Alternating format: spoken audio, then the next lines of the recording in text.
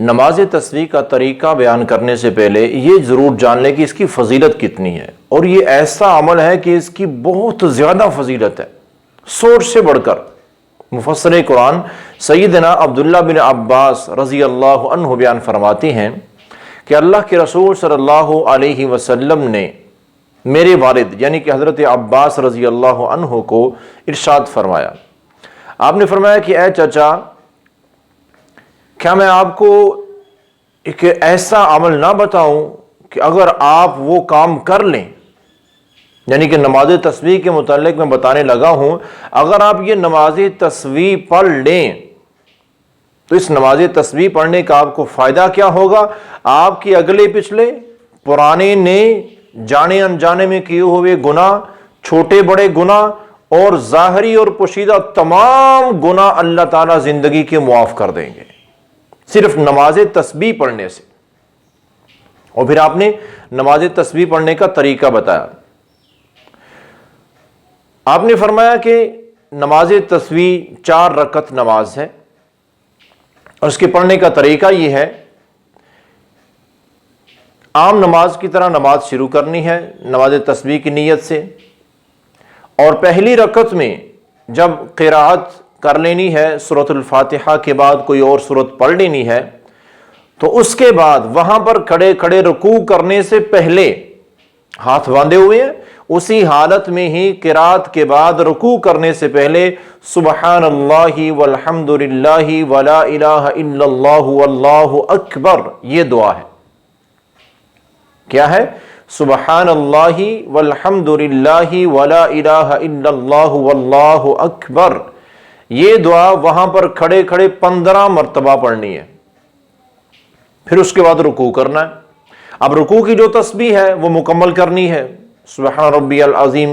اب یہ پڑھنے کے بعد رکوع کی حالت میں، رکوع سے اٹھنا نہیں ہے، ابھی رکوع کی حالت میں ہی پھر 10 مرتبہ وہی تسبیح سبحان اللہ والحمد للہ ولا الہ الا اللہ واللہ اکبر 10 مرتبہ پڑھنا ہے۔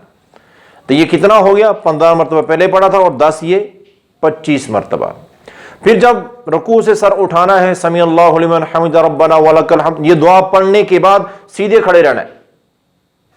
وہاں یہ دعا مکمل کرنے کے بعد رکوع کے بعد والی وہاں کھڑے کھڑے 10 مرتبہ پھر یہی تسبیح، یہی دعا سبحان اللہ والحمد للہ ولا الہ الا اللہ واللہ اکبر 10 مرتبہ پھر پڑھنی ہے، 35 مرتبہ ہو گیا۔ پھر اس کے بعد سجدہ کرنا ہے۔ پھر سجدے کے اندر سجدے کی تسبیح پڑھنے کے بعد سبحان ربی الاعلی، یہ پڑھنے کے بعد سجدے کی حالت میں اٹھنا نہیں ہے، سجدے میں ہی سر رکھا ہوا، وہاں پر 10 مرتبہ وہی تسبیح وہی دعا پھر پڑھنی ہے، سبحان اللہ والحمد للہ ولا الہ الا اللہ واللہ اکبر 45 مرتبہ ہو گیا۔ پھر سجدے سے سر اٹھائیں، سیدھی حالت میں بیٹھ جائیں، 2 سجدوں کے درمیان کی دعا اللہم اغفر لی، یہ پڑھنے کے بعد وہاں بیٹھے بیٹھے 10 مرتبہ پھر پڑھنا ہے وہی دعا سبحان اللہ والحمد للہ ولا الہ الا اللہ واللہ اکبر۔ یہ میں بار بار اس لیے پڑھ رہا ہوں تاکہ یاد بھی ہو جائے، اور ویسے بھی آپ کے سامنے لکھی ہوئی آ رہی ہے تو تلفظ بھی ٹھیک ہو جائے، پڑھنے کا طریقہ بھی آ جائے۔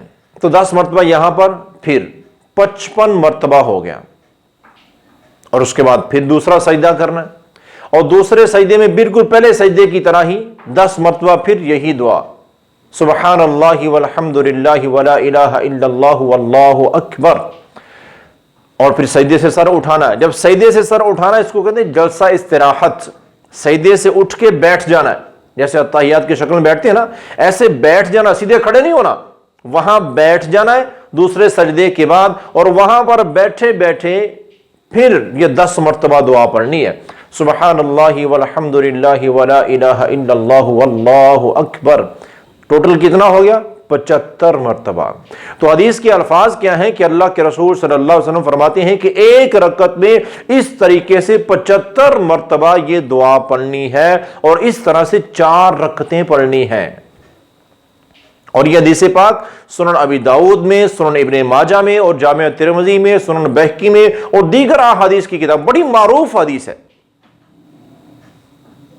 اس طرح سے یہ عمل کرنا، اور 4 رکعتیں پڑھنی ہے۔ اب پہلی رکعت تو ایسے ہوگی، دوسری رکعت پہلی رکعت کے آخر میں کیا کیا کہ دوسرا سجدہ کرنے کے بعد بیٹھے اور وہاں پر 10 مرتبہ دعا پڑھی، لیکن دوسری رکعت کے بعد تو بیٹھنے کے بعد اتحیات پڑھنا ہے، تو اتحیات پڑھنے کے بعد آخر میں جا کے جب اٹھنے لگنا نا تو اٹھنے سے پہلے اس وقت 10 مرتبہ پڑھنا ہے، اس میں بھی 75 مرتبہ ہو جائے گا، اور ایسے ہی تیسری رکعت میں اور ایسے ہی چوتھی میں۔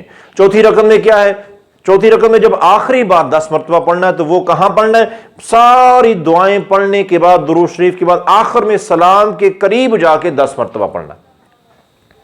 تو ہر رکعت میں 75 75 75 75 300 مرتبہ اللہ کی یہ تسبیح بیان کی جائے گی۔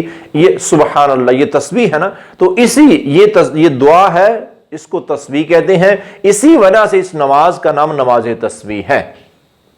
اب ذرا غور کریں کہ پھر نبی کریم صلی اللہ علیہ وسلم اپنے چچا حضرت عباس رضی اللہ عنہ کو کیا فرمایا؟ آپ نے فرمایا کہ چچا یہ اتنا مقدس ترین عمل ہے، اس کو ہر روز کرو، ہر روز ایک بار یہ نماز ضرور پڑھو، اگر نہیں کر سکتے تو ہر ہفتے میں، ہر جمعے کے دن یا ہفتے میں ایک مرتبہ ضرور یہ کرو، اگر یہ ہفتے میں بھی نہ ہو سکے تو ہر مہینے یہ ایک بار ضرور کرو، نہیں تو ہر سال میں ایک مرتبہ تو لازمی، اور یہ بھی نہ ہو سکے، دیکھیں کتنی آسانی، فرمایا اگر یہ بھی نہ ہو سکے تو زندگی میں چچا زندگی میں ایک بار یہ عمل ضرور کر لینا، سارے گناہ ہی معاف ہو جاتے ہیں۔ تو بھائیو یہ بڑا مقدس ترین عمل ہے، اور خاص طور پر وہ لوگ جو آج سے اعتکاف بیٹھ رہے ہیں، اعتکاف کی نیت سے آ رہے، تو معتکفین حضرات کا تو مقصد یہ اللہ کی عبادت کرتے ہوئے لیلۃ القدر کی تلاش ہے، تو تاک راتوں میں خاص طور پر معتکفین حضرات اور جو لوگ اعتکاف نہیں کرتے، خواتین مرد ہیں، خواتین ہیں، گھروں میں ہیں، جہاں بھی ہیں، بھائیو یہ نماز لازمی پڑھو، بڑا فائدہ ہے، بڑا ہی اجر ہے، اللہ تعالیٰ کو یہ نماز بڑی پسند ہے۔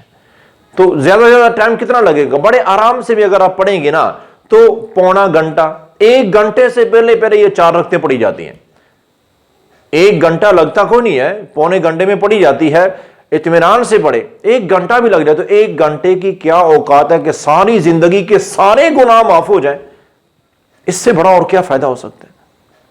تو اس لیے میرے محترم سامعین و ناظرین، ہمیں چاہیے کہ ہم ایسے جو نایاب گوہر ہمارے پاس پہنچ جائیں ان سے فائدہ اٹھائیں، ضائع نہ کر بیٹھیں۔ تو یہ خود بھی پڑھیں نماز تسبیح، اور دوسروں تک بھی اس ویڈیو کو شیئر کریں، اس پیغام کو پہنچائیں، اس حدیث پاک کی تبلیغ کریں، تاکہ جتنے لوگ، اب دیکھیں نا، اب ہم خود کریں گے تو اتنا اجر ہے، جتنے لوگ ہمارے کہنے بھی، میرا مقصد بھی یہی ہے کہ آپ تک یہ پیغام پہنچا، مجھے تو پتہ ہے آپ تک یہ پیغام پہنچا ہے، اب جو عمل کرے گا مجھے بھی اجر ملے گا۔ اب آپ اس پیغام کو اور مزید آگے پہنچائیں گے تو جتنے لوگوں تک یہ پیغام پہنچے گا اور جو لوگ یہ عمل کریں گے، جتنا اجر ان کو ملے گا اتنا آپ کو بھی ملے گا، مجھے بھی ملے گا۔ تو یہ ایک نیکیاں کمانے کا بہترین طریقہ ہے۔ اللہ تعالیٰ سے دعا ہے اللہ تعالیٰ ہمیں سنت کے مطابق اعمال کرنے کی توفیق عطا فرمائے، اور خصوصاً اللہ تعالیٰ ہمیں نماز تسبیح لازمی پڑھنے کی توفیق عطا فرمائے۔ اور ایک بات یاد رکھیں کہ نماز تسبیح کا کوئی وقت نہیں ہے، دن کو پڑھیں، رات کو پڑھیں، کسی حصے میں بھی پڑھیں، ہاں ہر حال میں یہ نماز تسبیح کی نماز یہ عام نفل نماز ہے، نفل نماز جیسے جہاں نفل پڑھنے جائز ہیں، رات کو تہجد قیام جو مرضی رات کے وقت میں پڑھ لیں، دن کے وقت میں پڑھ لیں، اس میں کوئی رکاوٹ نہیں ہے کہ یہ ایسے ہی ہوتی ہے، ایسے نہیں ہوتی ہے، نہیں۔ اور بہترین اور افضل طریقہ کیا ہے؟ اکیلے یہ نماز پڑھنی ہے۔ با جماعت نماز تسبیح کا کوئی ثبوت احادیث سے نہیں ملتا ہے، اکیلے یہ سنت طریقہ ہے۔ اللہ تعالی ہمیں سنت کے مطابق نماز تسبیح پڑھنے کی توفیق عطا فرمائے۔